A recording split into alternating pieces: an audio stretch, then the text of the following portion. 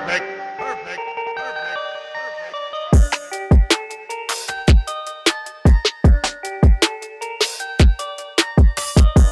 All right, man, the Sixers go down again. Preseason game number 2, back-to-back against the Celtics. They just lost the other night, and tonight they go down. They lose 112-101. Welcome in to Philly Take with RB. RB here. Drop a like on the video. Subscribe. Ring the bell. Don't miss any of the coverage.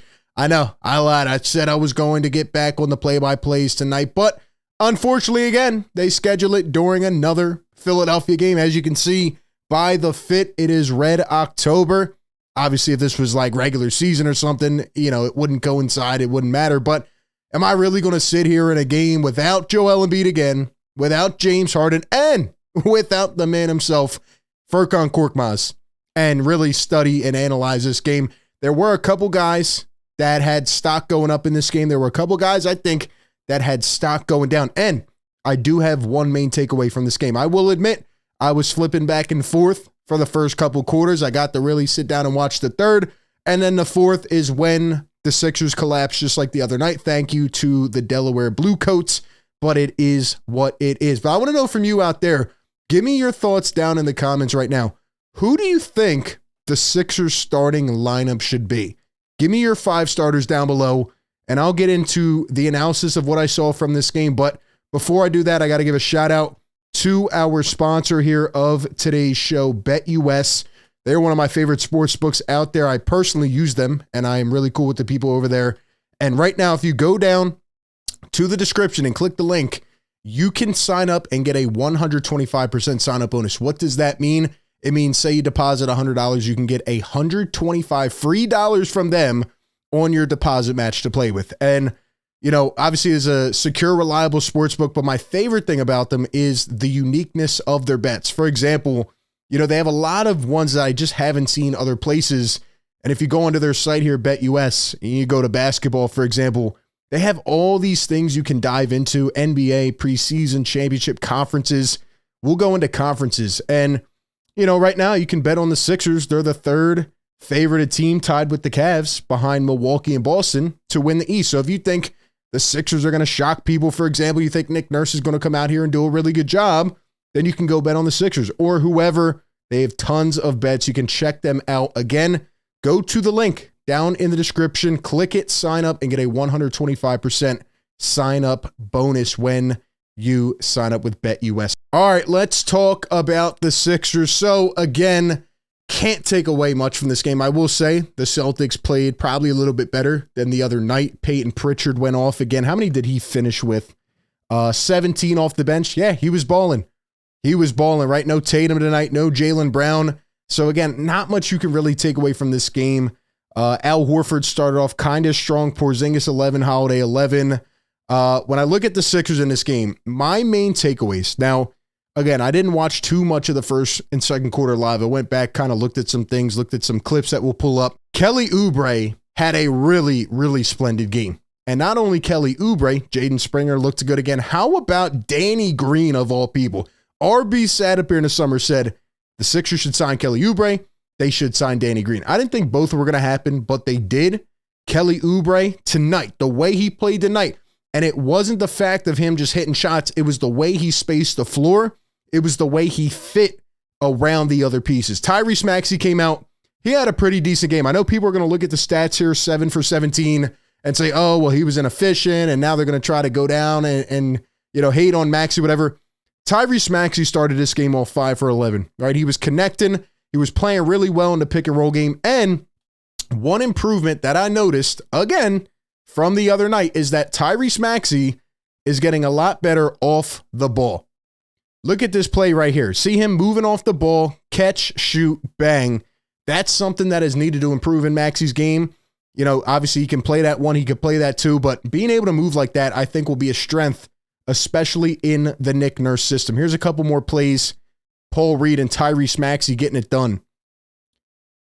You see Reed down here on the other end. Look at that. Get that out of here. And Reed still didn't play necessarily well, but he is moving around the floor, doing a lot of different things. He definitely had a strong third quarter. I think he had 8 points in that quarter, 6 or 8.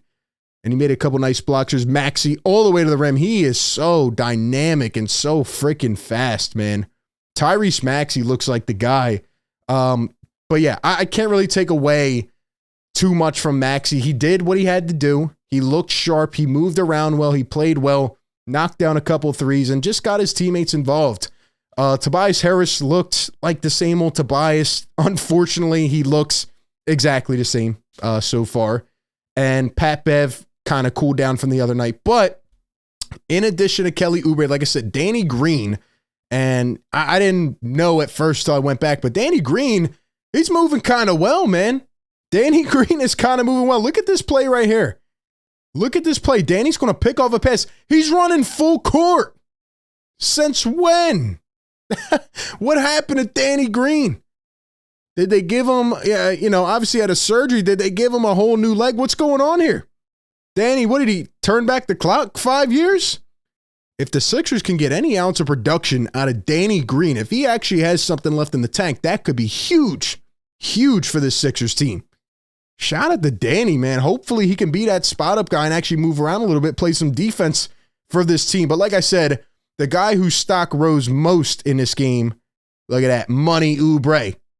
I love the answers he's been given just about, talking about his role in this team and just the way he's confident, right? And he's ready to make a name for himself. He was signed very late in free agency. Look at Oubre pulling the trigger. I told you guys, man, he's not going to have to take the 17 shots a game that he took with the Hornets, right? All he has to do is this right here.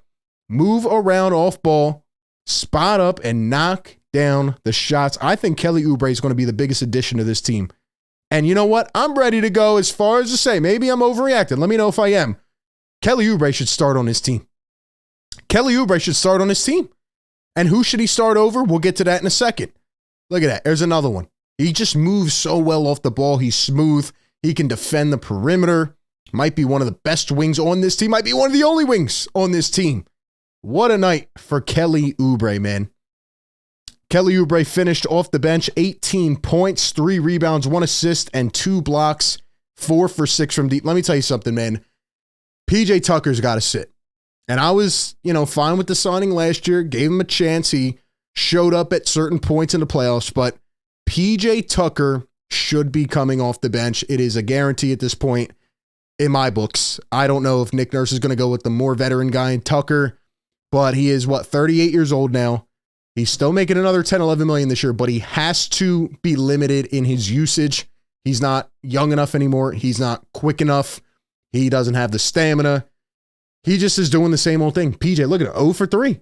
0 for 3 in this game. Was fine defensively, but only at certain points and certain matchups.